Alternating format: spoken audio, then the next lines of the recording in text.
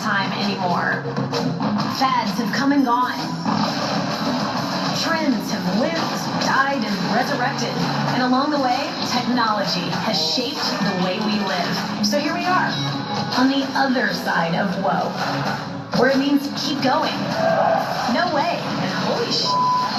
Where it means innovation will thrive, business will get done, and the world will never be the same. Because you've experienced something at CES that makes everyone say, whoa.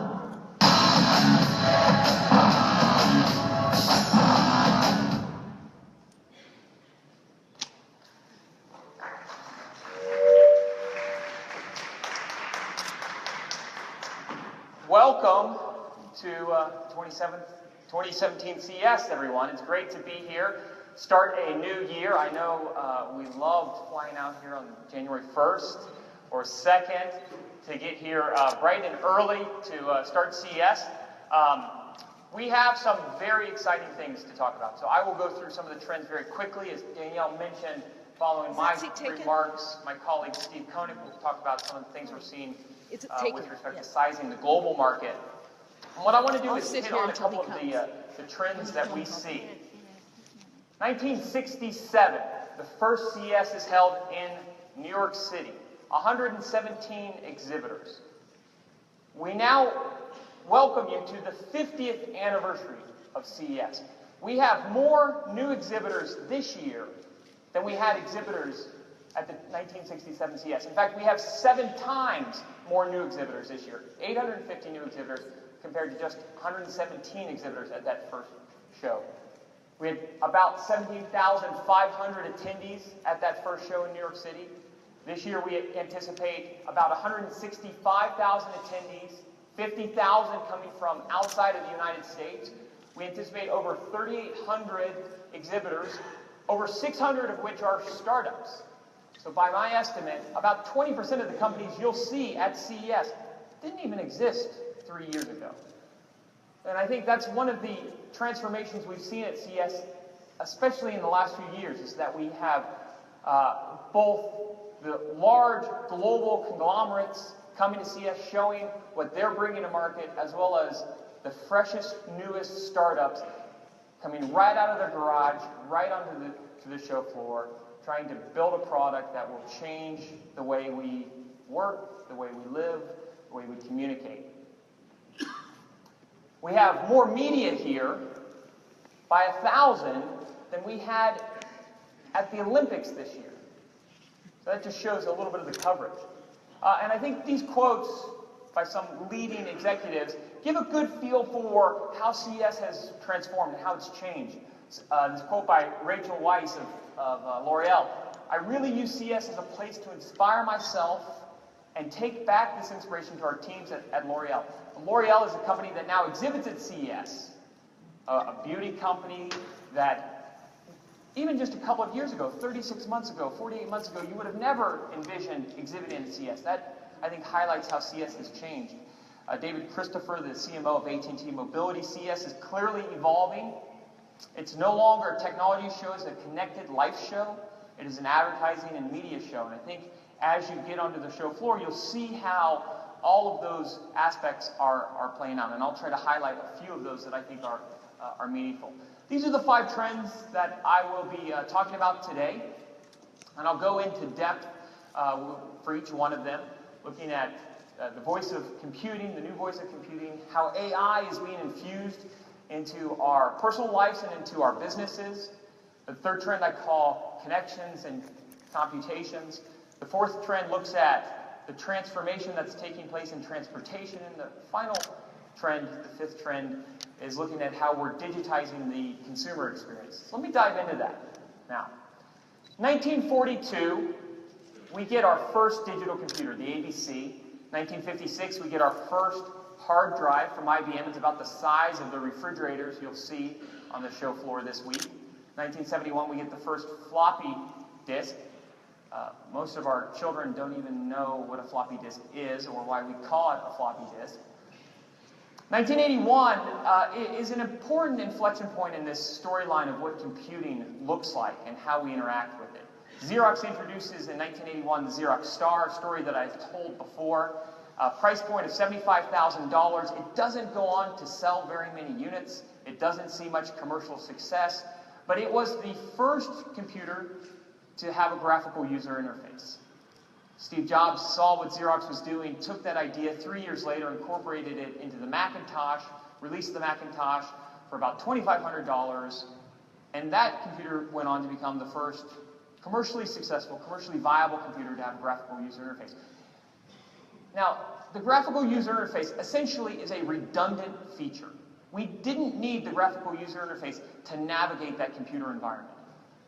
But it changed the way we navigated that computer environment, and it changed the way we interacted with computers, and ultimately I think it helped usher in the era of home computing and got us comfortable with using computing. But again, it was a redundant feature, and that was part of why that early attempt in 1981 from Xerox was so expensive, because the demands on the computing power.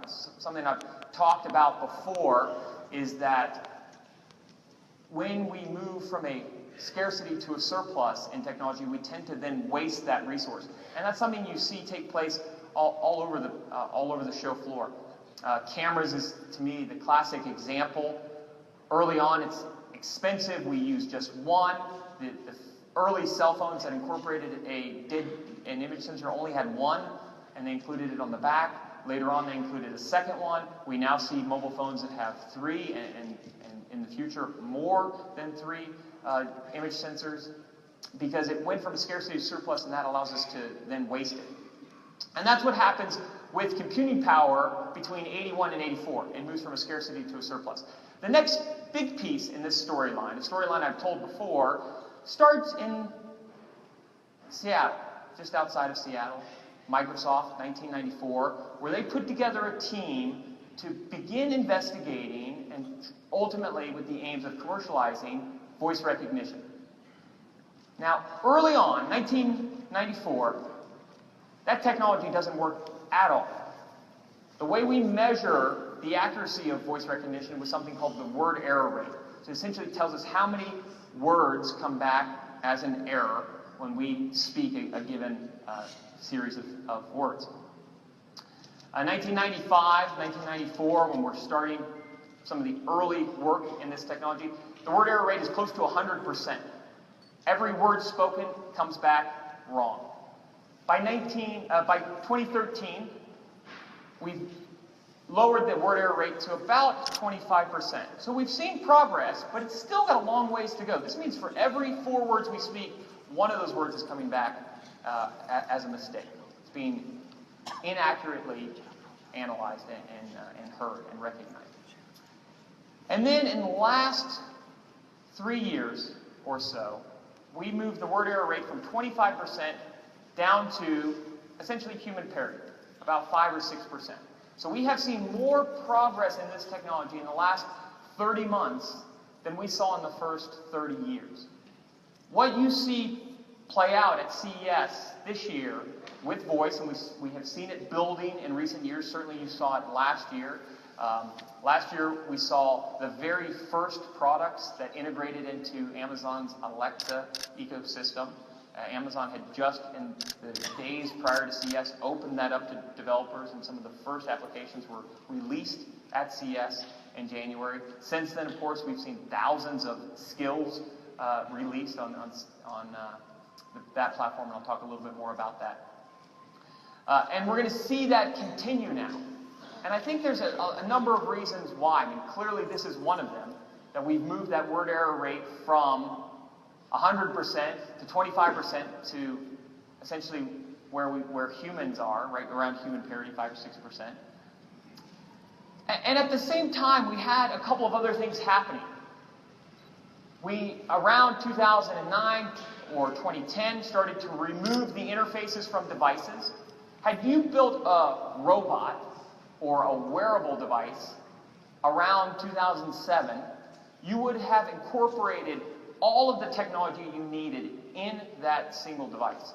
So if you wanted a screen, you would have included a screen. You would have included a battery. You would have included computing capabilities, because we weren't connecting very many things via Bluetooth or via Wi-Fi at the time. And so it would have needed to be a self-contained unit. And then what happens around 2009, 2010, we start to remove some of the functionality from those devices.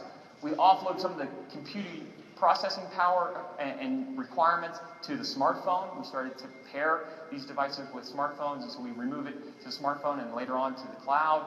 We start to then remove screens. Removing screens helps us lower the price, helps us lower the size, helps us lower the battery requirements. So all of a sudden now these devices can be worn for a day, 2 days, 3 days, a week, as opposed to just a single, just a single day or a couple of hours. And so we start to offload some of those features to the ultimately to some of these other devices, and then that changes what that wearable looks like. And as we have done this now, the next interface that we start to move to, so we begin by using the smartphone as a hub, and now we're starting to offload that and move those technologies beyond just the smartphone. The hub device are becoming some of these voice-activated digital assistants, whether it's Amazon Alexa today or some of the other ones you'll see released in the coming days. Ultimately, vocal computing is replacing the traditional graphical user interface, just like we saw in 1984 with the original Macintosh. For robots, for other emerging technologies, we've seen announcements already from Samsung and others that they are integrating into Alexa and that they're integrating into some of these digital hubs, voice-activated, allowing you to interact and to control that device through this environment and through this ecosystem. We expect home robots to grow from under 3 million in the US in 2016 to over 5 million by 2020. Certainly we'll see a large number of those launch this year, and we'll continue to see how that progresses. But the improvements we have seen in voice over just, again, the last 30 months are a big piece in enabling these technologies. We've seen home robots for a very long time at CES. And I think if I were to sum up what the 2017 CES looks like to me, I see us crossing over a number of very important inflection points. And I'll talk a little bit about that. I think the smart home is an area where we're seeing us cross over important inflection points. Voice, clearly, is an area where we're seeing us cross over important inflection points. And so we move from the theoretical to the practical. We move from thinking how we might use these devices if they only worked just a little bit better, to ultimately how we can take this technology and deploy it rapidly today. And it's very akin to what we have seen in other segments of the technology universe. You can think about the early days of cell phones, when we used to be actually quite forgiving of dropped calls. We anticipated dropped calls, right? And you can even think back to Verizon's early commercials of, "Can you hear me now?"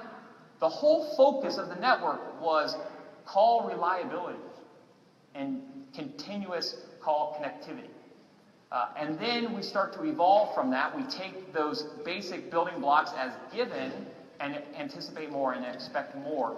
And so that's where we are today. Basic voice working quite well. We're able to deploy it widely. We now are going to start to progress from there. So I think in the years to come, being able to identify the individual with their voice will be key in all of these platforms. Already we're seeing financial institutions use voice recognition as a security mechanism to identify you uniquely by your voice.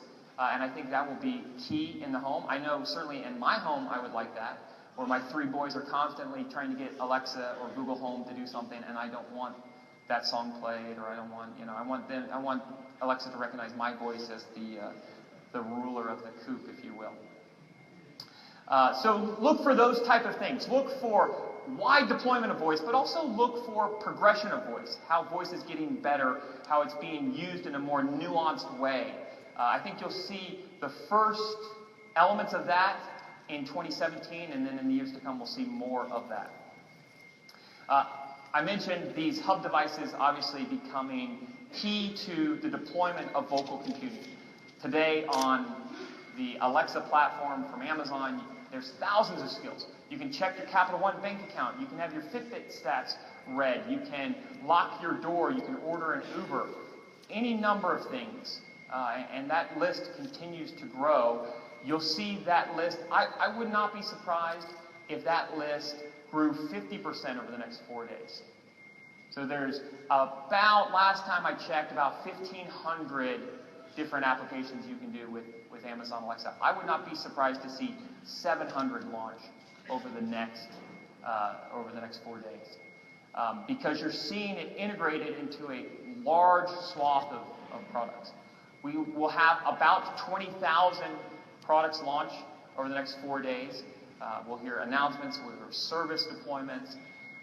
This is, as I mentioned, the 50th anniversary of CES, but it's also the largest CES, over 2.6 million net square feet. I think we'll have more announcements this year than in any year that we've ever had, and many will show up in places like this in voice.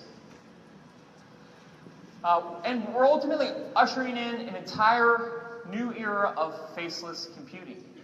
We've already seen Lenovo launch an Alexa connected speaker, so you're seeing other hardware manufacturers enter into that space. You're seeing companies like Martian Watch integrate Alexa into their device, which ultimately extends the usefulness of this technology and extends the reach of this technology. You're seeing it integrated into televisions for the first time here at CES, so you'll be able to use Alexa and voice ultimately to control your television experience. And then from here, we start to get more refined. We start to get more nuanced. So you can start to control ever increasingly smaller elements of that experience. Right? It's going to a specific movie, a specific scene. It's finding something that you're looking for out of hours and hours of content that you might have access to. And I think that's where we really start to unleash the capabilities of the technology. We estimate that about 5 million voice-activated digital assistants have sold to date. We anticipate that another 5 million will sell in 2017, essentially doubling the size of the market over the next 12 months.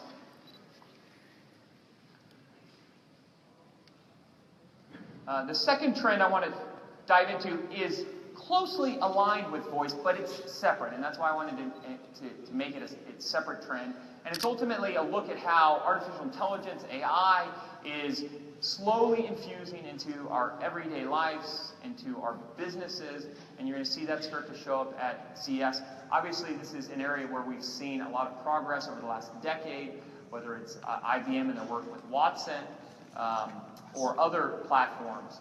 You're going to see a large number of announcements this week. I've hit just a couple of those that we see. I think you'll see a large number of announcements around smart home. LG has already made some announcements where refrigerators will adjust to environments. They'll measure and monitor and sense things like humidity and then adjust the type of settings that are controlling the environment inside that refrigerator. Small, subtle changes. But I think the broader theme here is how we're increasingly allowing these small things to be automated. Small decisions made on our behalf. It started with changing the temperature in the room, and now it's diving down into changing the temperature in the refrigerator. How many of you in the last year have changed your temperature in your refrigerator? Is 2, 3 maybe? I mean, there's 600 people in this room. Not many people do it, right? And certainly they do it in a very static way. They change it a degree or two. They leave it there for a period. We're talking about, again, a much more nuanced approach to managing these environments, where it's constantly monitoring, constantly evaluating, and then constantly making subtle, small adjustments. I think there'll be some really interesting things come out of C-Space. C-Space opened today. It's in ARIA. It's an area dedicated for the content community, the advertising community. I think things like the algorithms that define recommendations are going to start to evolve. Historically, those recommendations were driven to retain people on the platform, to keep them watching one more show, one more movie, keep them on the platform. I think the next step is to broaden the type of content they're watching, not just to lengthen the amount of content that they're watching. So we're going to see refinements in the type of algorithms that we use, and I think AI will play a role here. First-time exhibitor, also keynoter this year, Carnival Cruise Lines. How many of you 3 years ago, 5 years ago, 50 years ago would have said, you know, in 2017, I think we're going to see one of the major cruise lines come to CES and exhibit there, because they've got a story to tell around how digitization is changing the way we vacation and the type of services they're going to bring to market, the type of business that they will look like moving forward. AI will play a role in some of the announcements that they'll be making.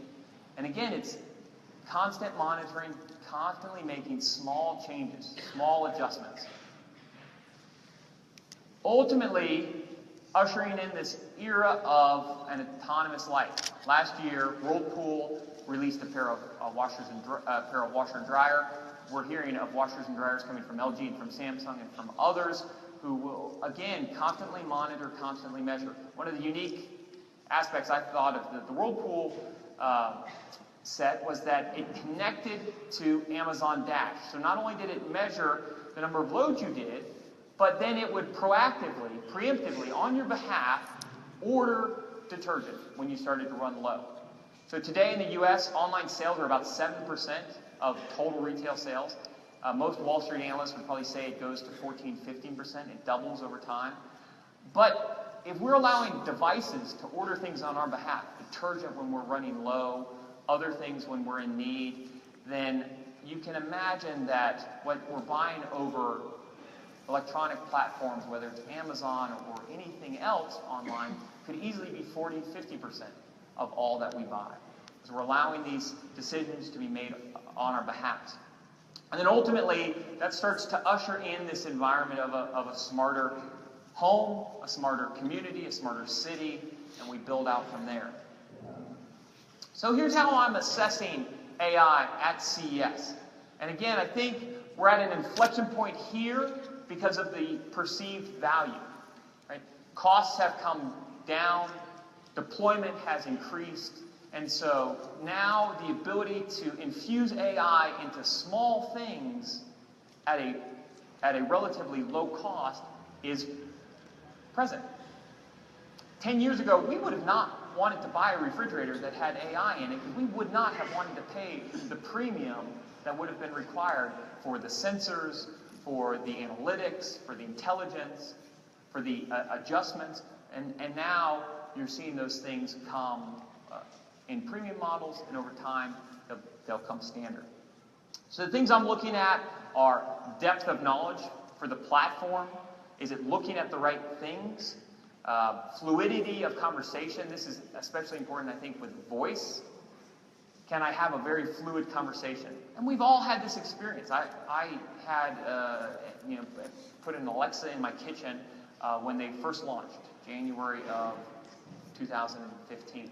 So I've been living with Alexa for 2 years now. And I've seen how those conversations have evolved and how they've changed, how they went from kind of difficult conversations, hard to have verbal conversations, interactions, to something that's much more fluid. And I've seen the same thing play out with Google Home, and I expect the same thing to play out in some of these other platforms that are starting to deploy hardware. The value of the recommendations. Are the recommendations valuable? And ultimately, this speaks to the use case scenario, because if it isn't valuable to the consumer, if it isn't valuable to the end user, it's not something that's going to resonate. It's not something that they're going to continue to use. So does it provide value to the consumer? Does it provide value to the end user? The AI-infused adjustments, these are these small, subtle adjustments that almost go unnoticed, but in aggregate make a big difference. And then the fifth and final one is just the depth of change. Does it ultimately, in aggregate, make a difference? Does it matter? And so those are the type of things that I'm looking at when I see AI infused into products. You're going to hear it a lot over the next week here at CES. Artificial intelligence, AI, machine learning, all of the buzzwords that would suggest this is a sophisticated product. This is a sophisticated service. And so when I hear that, I'm diving down deeper to look at how is this going to change the way I live? How is it going to change the way I work, communicate, interact? Moving to the third trend, connections and computations. This encompasses a lot of in this area. We are redefining what the network is.